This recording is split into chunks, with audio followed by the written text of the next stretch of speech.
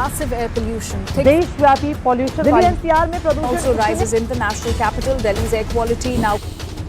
सांस नहीं आ रही, दिल्ली छोड़ के भाग। मतलब सही से सांस नहीं ले पा ये रहा आपका हूँ। पोल्यूशन है और उससे अभी भी आप देखिए अभी सांस लेने में भी दिक्कत हो रही है।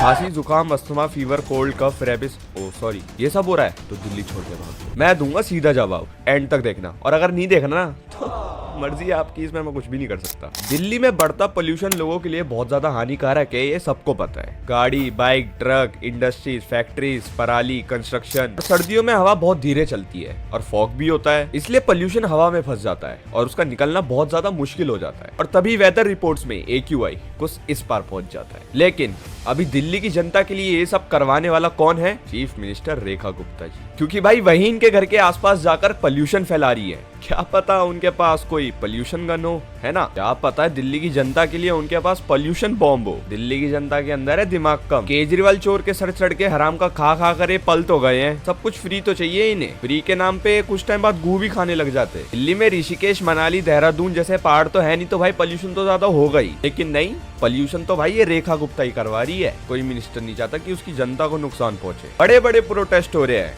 कि रेखा गुप्ता जी ने तो यार ये पोल्यूशन करवा दिया।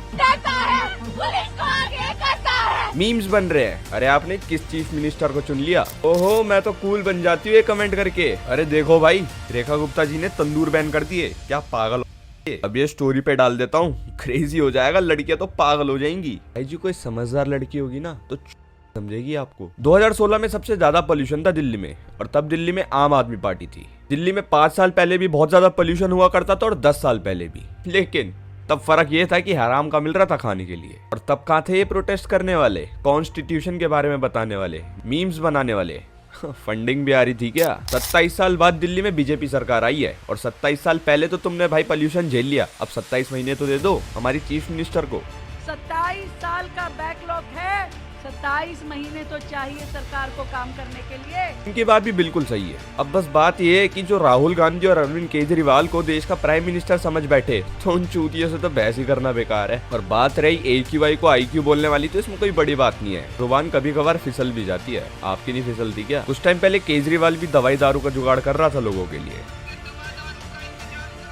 राहुल गांधी भी आलू डाल के सोना निकाल रहा था। मशीन लगाऊंगा, इस साइड से आलू घुसेगा, उस साइड से सोना निकलेगा। दिल्ली की जनता के अंदर जीरो सिविक सेंस है, और इनकी एक्सपेक्टेशंस है अमेरिका और कनाडा वाली। रोड साफ चाहिए, पोल्यूशन नहीं चाहिए। अपने घर के मंदिर और पूजा का सामान तुम यमुना नदी में फेंकते हो, हॉस्पिटलों के बाहर खड़े होकर तुम सिगरेटें पीते हो। एक्सपेक्टेशंस तुम अपनी औकात से ज्यादा रखते हो। खुद को और बाहर के देश के लोगों से अपने आप को कंपेयर करके देखो, तब अपना मुंह चलाओ। जय श्री राम।